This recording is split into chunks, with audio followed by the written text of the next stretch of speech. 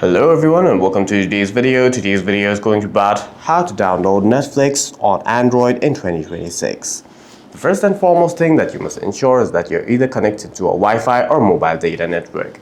If you're connected to a Wi-Fi network, it'll show up here. If you're connected to a mobile data network, it'll show either 4G or 5G right next to your mobile tower.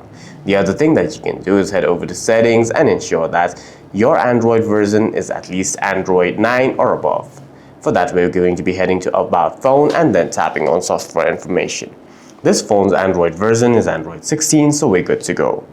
After that, what you can do is head back over to your app drawer and then search for Play Store in the search bar.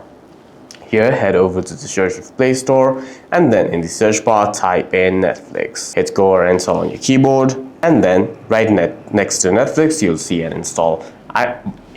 install button and then hit the install button. Before installing Netflix on your device, what you need to ensure is that you're logged into your Google account. If not, then you'll have to log into your Google account first.